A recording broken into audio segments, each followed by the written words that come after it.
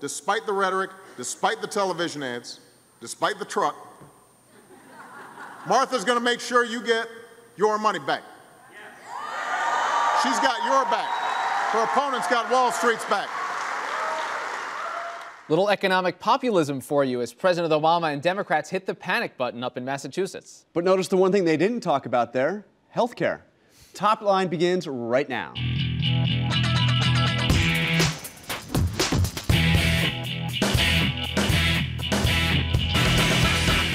Hello and welcome to ABCNews.com's Top Line. I'm Rick Klein. And I'm Jonathan Karl. Every day at noon Eastern Time, we're right here bringing you the latest in politics, everything you need to know before you go out the door to lunch, and you can keep the conversation going via Twitter. It's twitter.com/The Note. Keep in touch all day long. And John, what is your first top line on this Martin Luther King Day? Mass panic. Now the Democrats are in such disarray in Massachusetts that it has become amazingly the conventional wisdom, Rick, that now it is Scott Brown's race to lose. You've seen Rothenberg and Cook both come out and say this is lean Republican.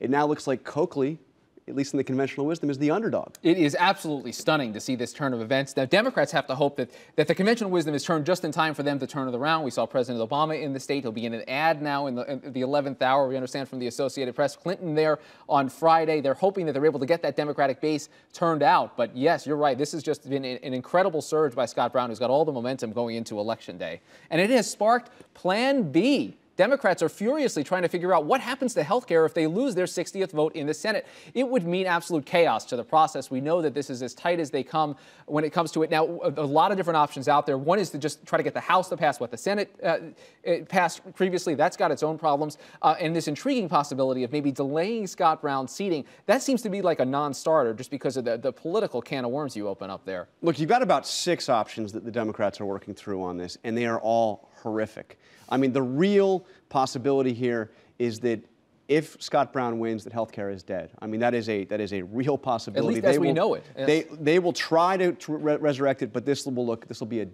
absolutely devastating blow. Next up, Half Nelson.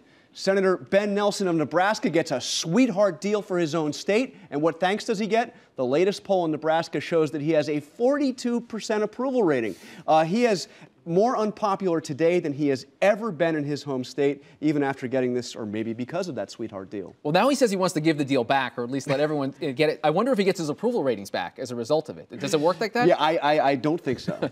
And relief trip. Bill Clinton is headed to Haiti today to try to deliver some relief supplies and also keep public attention on the tragedy in Haiti. The challenge, I think, for political leaders, for the White House, is to keep people talking about this and keep the concern flowing and the money flowing. It's been 6 days now, and the scenes of devastation continue. Yeah, and that's the real question, because you've had wall-to-wall coverage. Everybody in America has seen this story, has seen it unfold, has seen those horrific images. But as the news networks, as the news organizations start to scale back on the coverage, do you still have this incredible outpouring of support?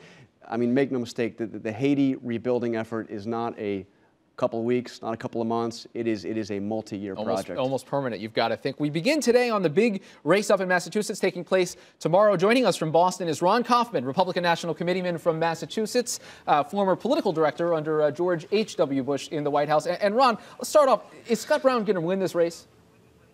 Well, we hope so. We'll know on Wednesday, Tuesday night. It certainly is.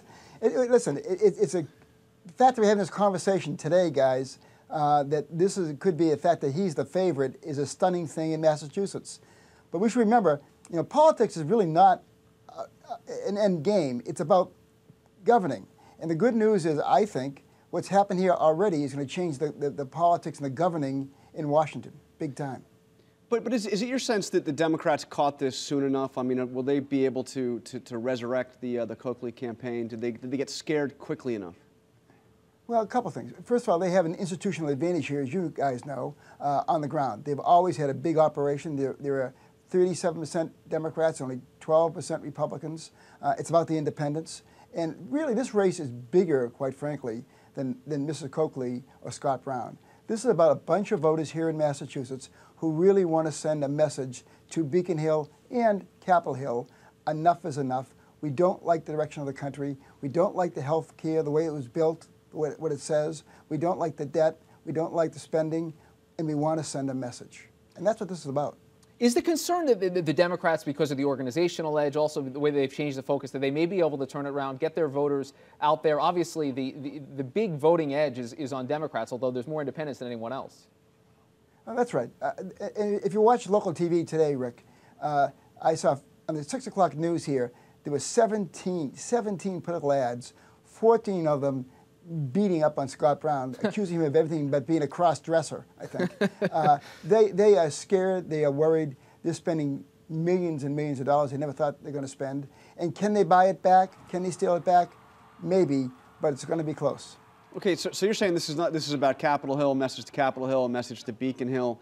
I mean, how much of it, though, is the campaign that Martha Coakley has run? I mean, if she can't figure out that Curt Schilling is not a Yankee fan, you have to wonder. I mean, how much of it is just the campaign she's run? A minor part, quite frankly. A minor part? A minor part. Scott Brown has run a great campaign. And quite frankly, that's a minor part. It honestly, guys, is bigger than that. Voters get it, particularly on health care. Probably the single biggest issue in the state is health care. We have solved that problem here. 97% of the folks in Massachusetts have health care. We understand the issue. We don't want to pay for it twice. We've already paid for it and fixed it here. We don't want to do it twice. So this is really about things in Washington, not here in Massachusetts. Looking at it from the national perspective, do you feel like Republicans have already won to some degree, win or lose tomorrow, the fact that we're talking about this, the fact that this storyline seems to be in place for 2010? Well, you always want to win, obviously. It's more fun winning than losing. But the bottom line is, yeah, people get it in Washington. And if you're in one of those 54 seats that McCain won over the president and you're a Democrat, you're really, really worried. If you're Ben Nelson or Mrs. Lincoln in Arkansas, or the new governor new senator, in Colorado, or the open seat in Delaware, you're really, really worried. So this is going to change, in my opinion, this is going to change the debate in Washington no matter what happens tomorrow. Okay, so you're as clued into Massachusetts electioneering politics as anybody. Tell us, what are we going to be looking for tomorrow night in terms of turnout levels? When do we know that Brown has either done it or not done it? Yeah, two or three things. I think you have to look at the older blue-collar cities, Quincy, Brockton, New Bedford, Fall River, Lawrence, Lowell, to see, in fact, how those cities, which Republicans do well in when they win statewide. You have to look around the Worcester outer county, the counties out around the perimeter of Boston, who also swing back and forth. And then, what's the percentage of independents? Everyone agrees, quite frankly, that Scott Brown is going to win the independents. Will they turn out is the big question.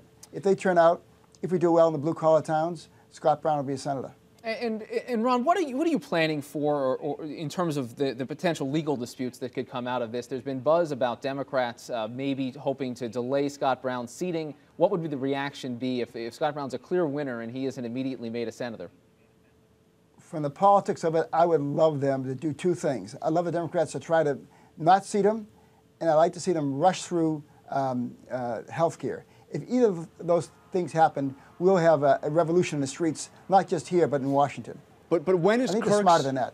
When is Kirk's term over, in your view? Well, that's a good question. It's a good question. If you read the language of the special bill they rammed through to get him appointed in the first place, it says his term is over tomorrow night.